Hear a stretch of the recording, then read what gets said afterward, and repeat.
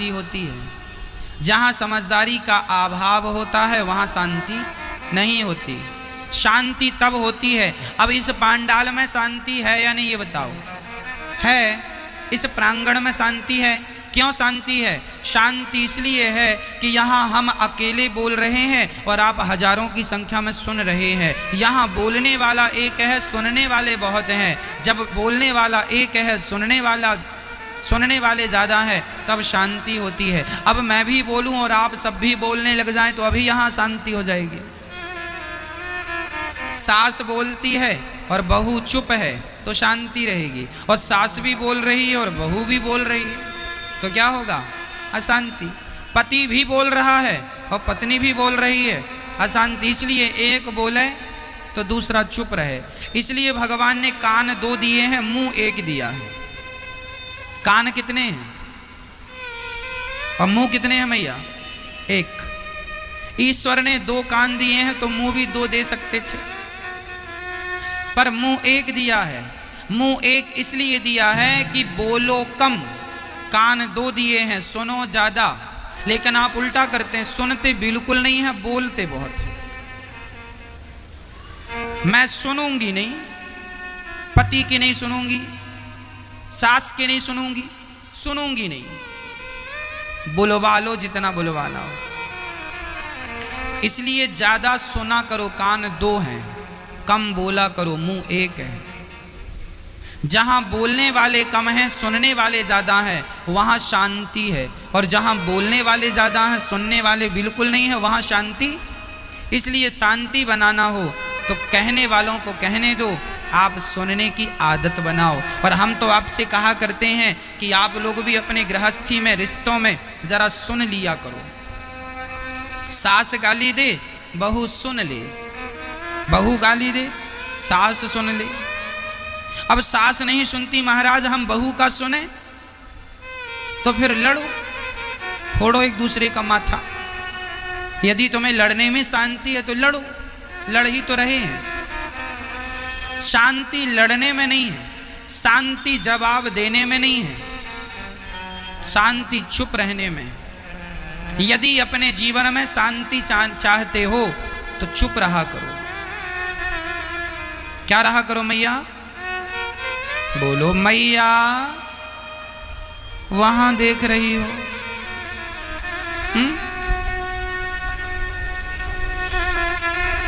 अच्छा बताओ, कोई गाली दे तो आपको चुप रहना चाहिए कि नहीं?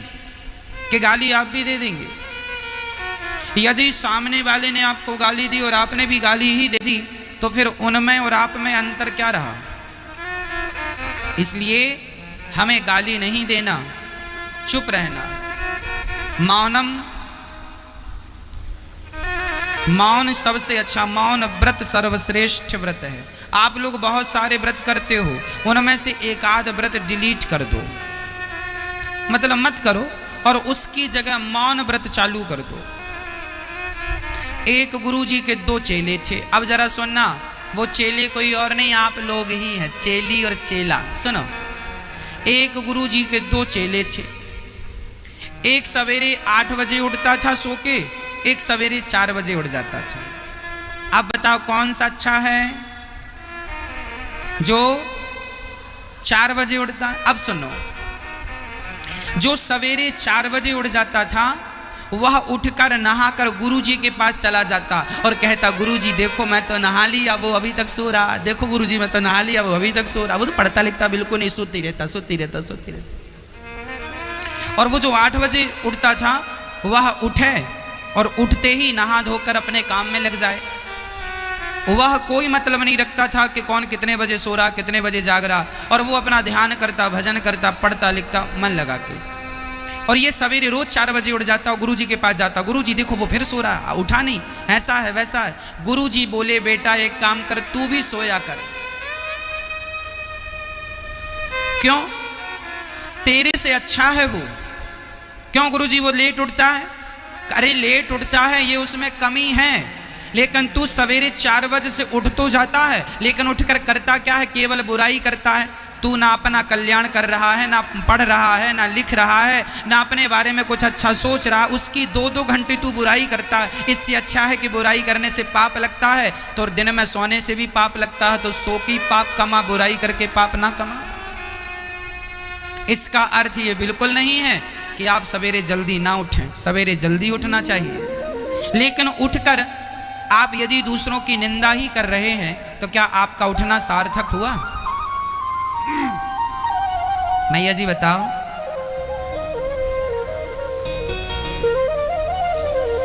आज आप जल्दी उठ गए और उठ के बुराई कर रहे हैं, इसलिए हम कहा करते हैं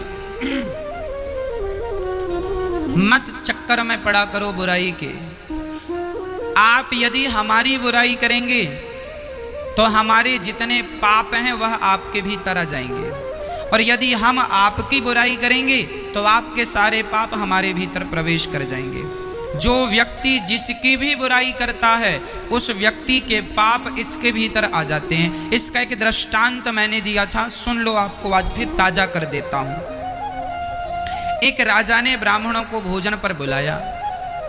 सारे ब्राह्मणों का भोजन खुले में बन रहा था, बिल्कुल खुले मैदान में।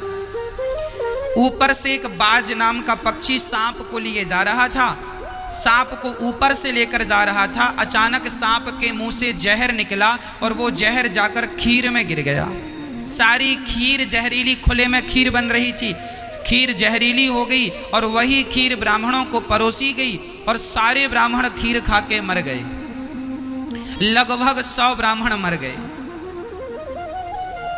अब जब 100 ब्राह्मण मरे तो यह, अब मुझे आप बताओ कि उन ब्राह्मणों की हत्या किस पर लगेगी?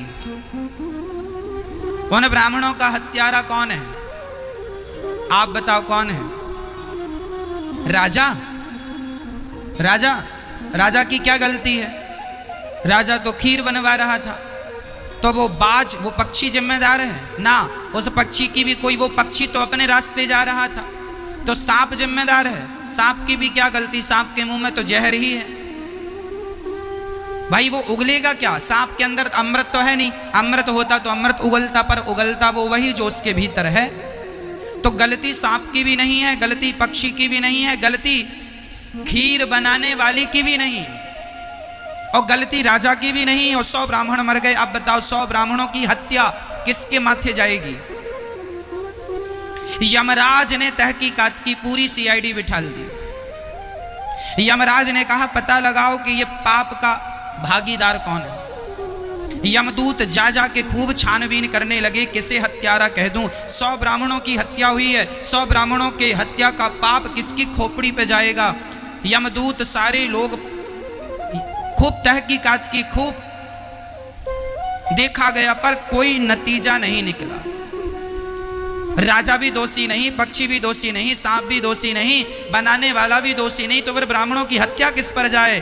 तभी क्या हुआ कि गांव में एक महिला से किसी ने पूछा कि क्यों, वो फलाने राजा का घर कौन सा है? तो उस महिला ने कह दिया, अरे उस राजा के यहां ना जाना, वो राजा तो जहर दे के मार डालता है। यमदूतों ने सुन लिया। यमदूतों ने कहा 100 ब्राह्मणों की हत्या इसके खोपड़ी पे जाएगी, क्योंकि यह राजा की बुराई कर रही है, इसलिए पकड़ो इसे।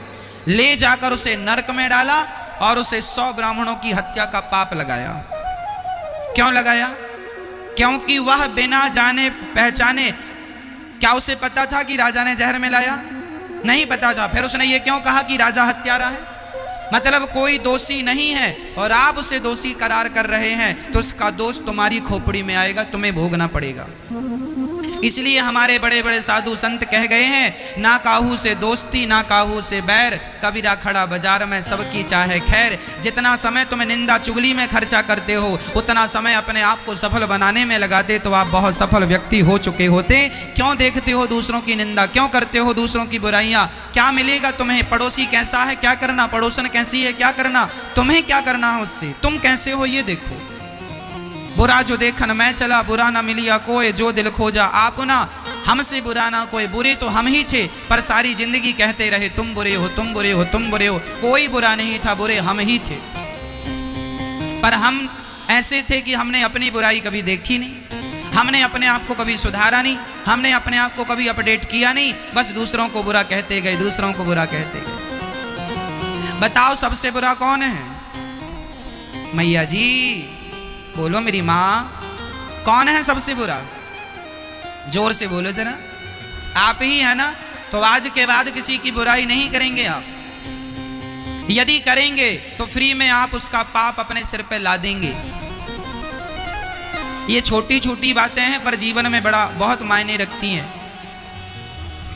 हमें किसी की बात ही नहीं करना, बात करनी है भगवान की।